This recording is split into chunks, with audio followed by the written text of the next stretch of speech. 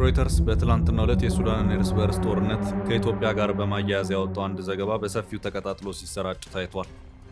ዘገባው የኢትዮጵያ መንግስት ለአንደኛው የሱዳን ተፋላሚ ኃይል የስልጠና ቦታን በመስጠት ድጋፍ እያደረገ ነው የሚል ነው። በዚህ ጉዳይ የኢትዮጵያ መንግስት ኦፊሴላዊ ምላሽን አልሰጠበትም። የዘገባው ጉዳይ እንደተጠበቀ ሆኖ የሱዳንና የኢትዮጵያ ታሪክ ሲታይ ግን አንዳንድ መራራ ሀቆች ብቅ ብቅ ማለት ይጀምራሉ። ኢትዮጵያም ሆነች ሱዳን የእርስ በርስ ጦርነት ውስጥ መግባት ይህ የመጀመሪያቸው አይደለም። ሁለቱም ሀገራት በታሪካቸው በርካታ የእርስ በርስ ጦርነቶችን አስተናግደዋል። አንዱ መንግስት በሌላው ላይ ጣልቃ የገባባቸው፣ እንደዚሁም በተለይ በኢትዮጵያ በኩል ሱዳንን ሰላም በማድረጉ ረገድ ሰፊ የታሪክ ሚና እንደነበራት የታሪክ መዛግብት ያስረዳሉ። በሌላ አቅጣጫ ደግሞ ሱዳን ከህወሓት እስከ የጊዜው የኤርትራ ተገንጣይ ኃይሎች ድረስ በስንቅም በትጥቅም እንደዚሁም የመተላለፊያ ኮሪደሮችን በመፍቀድ የኢትዮጵያን የእርስ በርስ ጦርነት የማቀጣጠል ታሪክ ያላትም ሀገር እንደሆነች ታሪክ ቁልጭ አድርጎ የሚያሳየው እውነታ ነው። የሱዳን መንግስታት በኢትዮጵያ ውስጥ ጉዳይ ጣልቃ የመግባት ታሪክ ያላቸው እንደሆኑ የታሪክ መዛግብት ያስረዳሉ። በተለይ ደግሞ በኢትዮጵያ ውስጥ በተፈጠሩ የሰሜን ጦርነቶች የሱዳን መንግስታት እጃቸውን ያላስገቡባት ጊዜያት የሉም። ኤርትራ የተባለች ሀገር እንድትፈጠር በማድረጉ ረገድ የቀድሞቹ የሱዳን ገዢዎች የነበራቸው አስተዋጽኦ እንዲህ በቀላሉ የሚታይ አይደለም። ከቀዳማዊ አፄ ኃይለ ሥላሴ ዘመነ መንግስት ጀምሮ እስከ ደርግ ጊዜ በዘለቁት በርካታ ዓመታት የሱዳን መንግስታት በኢትዮጵያ ውስጥ ጉዳይ ጣልቃ ሲገቡ ቆይተዋል። ህወሓት በ17 ዓመታቱ የእርስ በርስ ጦርነት ወቅት ወልቃይትንና አካባቢውን በመቆጣጠር የመጀመሪያውን የውጭ ግንኙነት መስመር የከፈተው በኢትዮ ሱዳን ድንበር በኩል ነበር።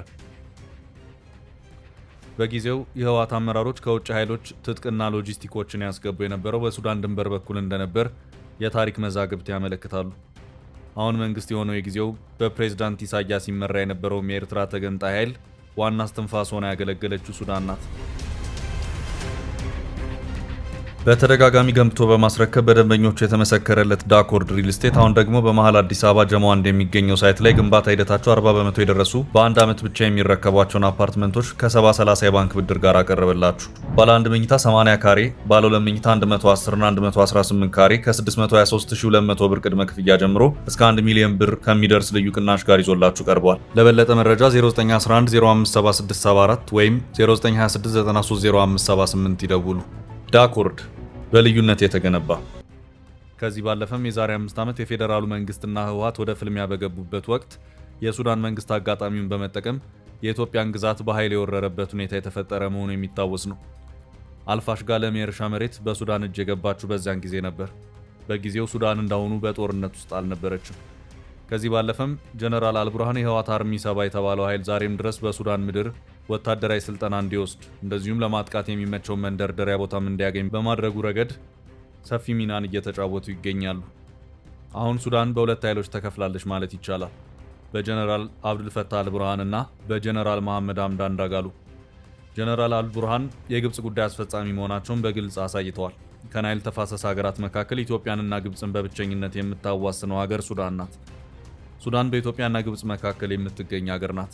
ከኢትዮጵያ የሚፈሰው አባይ ግብጽ የሚደርሰው 100% የሱዳንን ግዛት አቋርጦ ነው።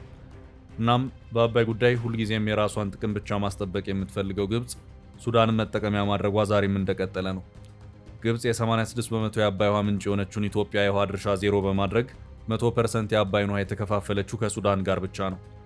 ሱዳን ከኢትዮጵያ ጋር የተወሰነ የግንኙነት መሻሻል ውስጥ የገባቸው የቀድሞ የሀገሪቱ ፕሬዝዳንት ኦማር አልበሽር እና የቀድሞ የኢትዮጵያ ጠቅላይ ሚኒስትር አቶ መለስ ዜናዊ በነበራቸው የግል ወዳጃዊ ግንኙነት ነበር። የሁለቱ መሪዎች ወዳጃዊ ግንኙነት ወደ ሀገራዊ ግንኙነት ከፍ ብሎ ኢትዮጵያ ለሱዳን የኤሌክትሪክ ኃይል እስከ ማቅረብ ደርሳለች። የህዳሴው ግድብ ሲገነባም አልበሽር ከግብጽ አስተሳሰብ በማፈንገጥ በግልጽ ድጋፋቸውን የሰጡበት ሁኔታም ታየ። በአባይ ጉዳይ ሱዳን ከእጄ ልትወጣ ነው ብላ የሰጋችው ግብጽ አልበሽር መወገድ አለባቸው የሚል ጽኑ አቋምን ይዛ ነበር። በመሃል አቶ መለስ ዜናዊም ከዚህ ዓለም በሞት ተለዩ። አልበሽርም ህዝባዊ አመጽና ወታደራዊ መፈንቅለ መንግስት በተቀላቀለበት የፖለቲካ ትርምስ ከስልጣን ተወገዱ። ይህንኑ መፈንቅለ መንግስት ተከትሎም አሁን ለሁለት ተከፍለው ሱዳንን እርስ በርስ እየናጧት ያሉት ጀነራል አብዱልፈታህ አልቡርሃን እና ጀነራል መሐመድ ሐምዳን ዳጋሎ ወደፊት ለፊት መጡ። ከሁለቱ ጀነራሎች መካከልም የሱዳን ሉዓላዊ ምክር ቤት በሚል ጀነራል አልቡርሃን በምክር ቤቱ መሪነት የሀገሪቱን መሪ ሆኑ። ሰውየው ተጠቅልለው በግብጽ እጅ ገቡ።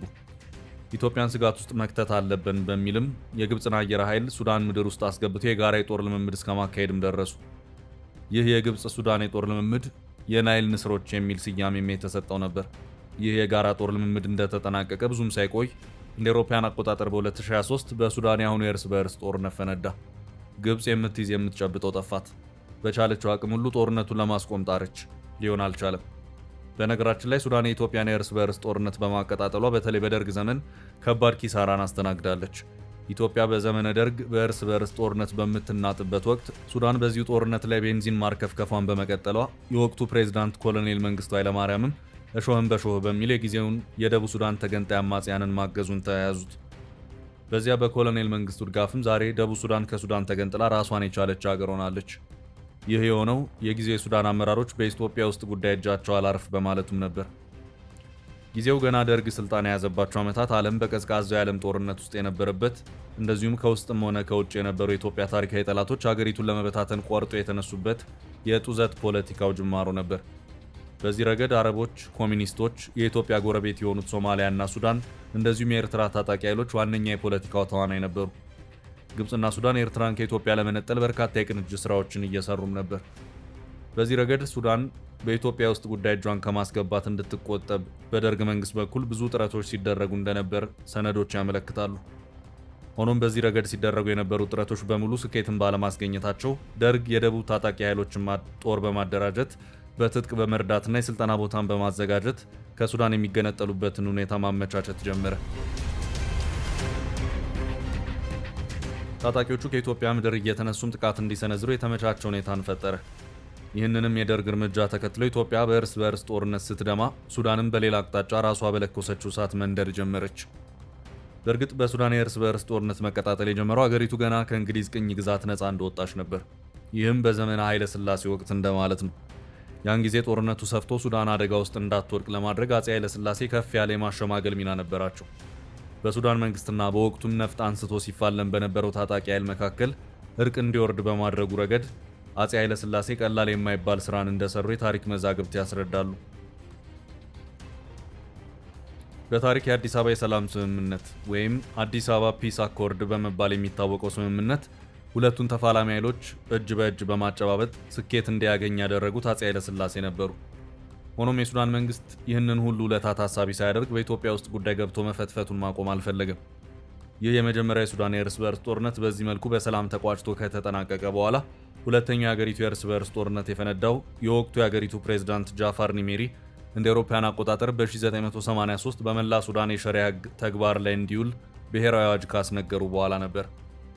በዚህ መልኩ ዳግም ያገረሸው የሱዳን የእርስ በእርስ ጦርነት ለደርግ መንግስት አመቺ ሁኔታን እየፈጠረ ሄደ። እሾህም በሾህ የሚለውን ብሂል በመርህነት መጠቀም ለጀመረው ደርግ የደቡብ ሱዳን ተገንጣይ ኃይሎች የትጥቅ ትግል ወደ ኋላ ሊቀለበስ ወደማይችልበት ደረጃ ደረሰው። ይሁንና ደርግ የለኮሰውን የሱዳን እርስ በእርስ ጦርነት የመጨረሻ ውጤት ሳያይ ከስልጣን ተወገደ። በእግሩ የተተካው የኢህአዴግ መንግስት በህወሓት በኩል የሱዳን ውለታ ስለነበረበት ደርግ ሲሰጥ የነበረውን የደቡብ ሱዳን ታጣቂዎች ድጋፍ በአፋጣኝ እንዲቆም አደረገ። በጊዜው በጋምቤላ የነበረው የአማጽያኑ እንቅስቃሴ ሁሉ ባለበት እንዲቆም አደረገ። ይሁንና የደቡብ ሱዳን ተገንጣይ ኃይሎች የትጥቅ ትግል ደረጃ ወደ ኋላ የማይመለስበት ደረጃ ደርሶ ስለነበር በመጨረሻ ደቡብ ሱዳን ከሱዳን መገንጠሉ እርግጥ ሆነ። ቀደም ብለን ጠቆም ለማድረግ እንደሞከርነው ሱዳን በኢትዮጵያ ውስጥ ጉዳይ በሰፊው እጇን ባታስገባ ኖሮ ኤርትራ ከኢትዮጵያ እጅ ትወጣ ነበር ብሎ መናገር ያስቸግራል። የአረቦች ጦር መሳሪያ እርዳታ ወደ ኤርትራ ይገባ የነበረው በሱዳን በኩል ነበር። የህወሓት፣ የኢዲዩ፣ የጀብሃም ሆነ የሻዕቢያ ዋነኛ ማዕከልና የውጭ ግንኙነት መስመር ሱዳን ነበረች። በተለይ ለኤርትራ ታጣቂ ኃይሎች የፕሮፓጋንዳ ማሰራጫ ሆኖ እንዲያገለግል የሀገሪቱ ብሔራዊ ሬዲዮ ጣቢያ የነበረው ኦምዱርማን ሬዲዮ ሳይቀር ሰፊ አየር ሰዓቱን ይሰጥ ነበር። በድምሩ ይህ ሁሉ ሲታይ ኤርትራን ከኢትዮጵያ እጅ ፈልቅቆ በማውጣቱ ረገድ ሱዳን ምን ያህል ርቀት እንደተጓዘች መገንዘብ ይቻላል። በውጤቱም ኢትዮጵያ የቀይ ባህር ይዞታዋን ከማጣት ባለፈ ወደብ አልባ ሀገርም ሆነች። ይህ በኢትዮጵያ አቅጣጫ የደረሰው ጉዳት ነው። በሌላ በኩል ሱዳንም ቢሆን የእጇን በማግኘቷ ከፍተኛ ብሔራዊ ክስረት ደርሶባታል። ደቡብ ሱዳን ከመገንጠሏ ጋር በተያያዘ ሱዳን ከደረሱባት ጉዳቶች መካከል አንዱ በከፍተኛ ደረጃ የለማውን የነዳጅ ሀብቷን ማጣቷ ነው። በሱዳን የነዳጅ ፍለጋ በስፋት መካሄድ የተጀመረው እንደ አውሮፓውያን አቆጣጠር በ1970ዎቹ መጀመሪያ አካባቢ ነበር። ከበርካታ ዓመታት ጥረት በኋላም እንደ አውሮፓውያን አቆጣጠር በ1990 ነዳጅ የማውጣቱ ስራ ተጀምሯል። ይህንንም ውጤት ተከትሎ የሀገሪቱ ኢኮኖሚ ፍጹማዊ ለውጥን ማምጣት ጀምሮ ነበር። የነዳጅ ኤክስፖርቱ የሚያስገኘውን ገቢ ተከትሎ መሰረተ ልማቶች ተስፋፉ። የበርካታ ሱዳናውያን የነፍስ ወከፍ ገቢ መጠንም አደገ። ሆኖም 80 በመቶ የሚሆነው የነዳጅ ሀብቱ የመገንጠል ጥያቄን ባነሳችው ደቡብ ሱዳን ግዛት ስር መሆኑ ሲታሰብ ደግሞ በሱዳናውያን ዘንድ እያደር ስጋትን ማጫር ጀመረ። ከደቡብ ሱዳን ግዛቶች ተነስተው ከ1000 ኪሎ ሜትር በላይ አቋርጠው በፖርት ሱዳን በኩል ለዓለም አቀፍ ገበያ ነዳጅ የሚያቀርቡት የነዳጅ ቱቦዎች የሱዳንን ኢኮኖሚ እንዲመነደግ ቢያደርጉትም በሂደት ግን ተስፋው እየሟሸሸ መሄድ ጀመረ። ደቡብ ሱዳን ስትገነጠል 80 በመቶ የነዳጅ ሀብት በደቡብ ሱዳን ግዛት ስር መጠቃለሉ ለበርካታ ሱዳናውያን የእግር እሳት ቢሆንም የዘሩትን ማጨድ ግን ግድ ሆነባቸው። የሱዳን ፖለቲካ አመራሮች በተለይም የግብፅ ዓላማ ማስፈጸሚያ በመሆን በጠነሰሱት ሴራ ኢትዮጵያ ወደብ አልባ ስትሆን እነሱም ሰፊ ግዛታቸውን ከማጣት ባለፈ የነዳጅ ሀብታቸውንም አጡ። ለሱዳን ከግብፅ ይልቅ በብዙ መልኩ የምትቀርበው ኢትዮጵያ ነበረች። ግን ደግሞ የሱዳን መሪዎች ሁልጊዜም ግብፅ ስር በመሸጎጥ ኢትዮጵያን በብዙ መልኩ ሲያጠቁ ይታያል። ይህ ታሪክ ቁልጭ አድርጎ በመዘገብ ያስቀመጠው እውነታ ነው። አሁን ደግሞ ዘመን ቆጥሮ አገሪቱ ልትወጣው በማትችለው ሌላ የእርስ በእርስ ጦርነት ውስጥ እየማሰነች ትገኛለች።